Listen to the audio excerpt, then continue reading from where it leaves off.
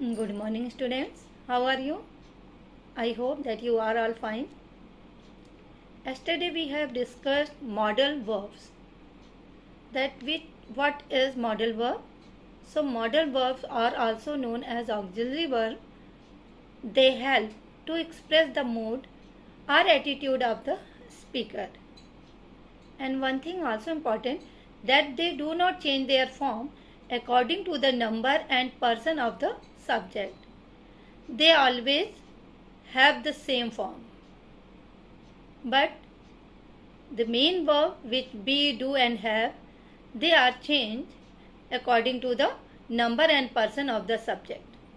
So if I ask you that which are the modal verbs, you can say that may, might, can, could, must, shall, should, will, would, ought, need, dare and used to. The first exercise, which is fill up can and may, you have completed it yesterday. Now we are going to do the second exercise, that is choose the correct alternative from the bracket. Let us do this exercise. Okay.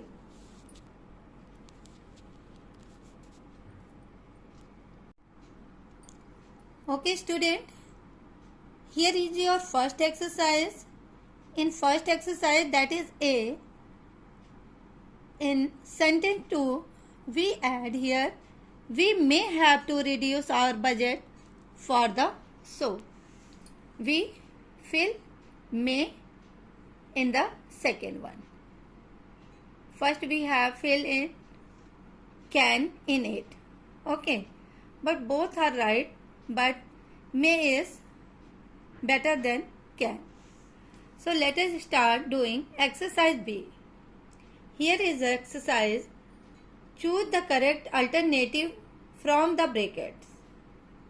What is the meaning of alternative? It is that choosing between two or more things. Here is shall, will, would in option. I assist you in this project. So which word come here? As you know that shall is used in the first person and will in the person to express the future. So we add here shall. Shall I assist you in this project? Okay. In the second one, you show me the way to the station. So here someone is asking, so we can use a polite word. That's why we use here might. Sorry, could. Could you show me the way to the station? Okay. In third sentence, she sit outside her garden gate looking at the passing traffic for hours. So what you will say, fill in this sentence?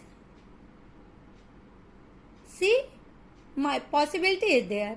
So we add here, she might sit outside her garden gate looking at the passing traffic. In fourth one, he does come, but I shall be surprised if he does so. It means that possibility is there. He can come, but I shall be surprised if he does so. In the last one, you like another cup of coffee. So here we use would you like another cup of coffee. Then next exercise, exercise C, use either ought to or need to fill in the blanks. So student, first we know that where we use, what is the meaning of ought to and need to. Ought to express moral obligation and probability. What is the meaning of obligation? It means a social, legal or moral requirement. And need to means need express necessity. So according to the sentence, we try to do this exercise. The first one is I dash to work harder. It means that I need to work harder. Necessity is there. Second, do you dash to work so hard? So student, do you need to work so hard? It means here is necessity. In the third one, I dash write a letter of thanks to my teacher. So here is the obligation. That's why we use here ought to. Now next one is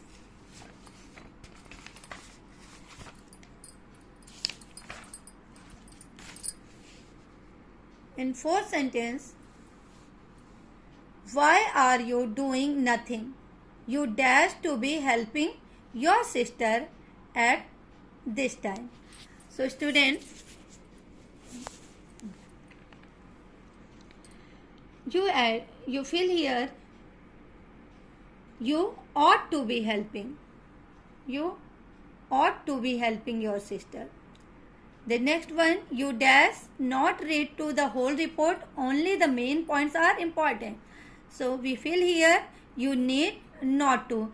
Here you add to after not. You need not to read the whole reports. The sixth one is, my friend's opinion was that I dash go and visit my ailing grandappa. What is the meaning of ailing? It means sickly, sick, unwell. So my friend's opinion was that I ought to, because it is obligation of duty, moral, legal. No? Okay. So I think that you understand it quite well. Now exercise D. Choose either used to or dare to fill in the blanks.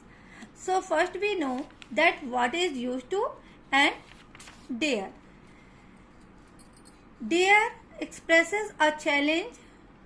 Dare express a challenge and used to express a discontinued habit. So I think it is very clear to you and it is easy to fill the exercise. Rohit cannot to defy his father. Here we use dare word. Rohit cannot dare to defy his father. Defy means also challenge. Suniti dash sing a lot but now she doesn't. It means that most probably that Suniti used to sing a lot but now she doesn't. The third one is how you read my letters. It means that how dare you read my letters. I am dash working in a noisy room. It is I am used to working in a noisy room. Will he dash to escape from the prison? It means that can he show the courage? Will he dare to escape from the prison? He dash smoke a lot but now he has given up. It means that he is in habit to smoke a lot but now he has given up. That's why we use here used to. He used to. So I think that you understand it very well. You should do all this exercise in your book, and I have also sent you the written image of this exercise. Thank you class.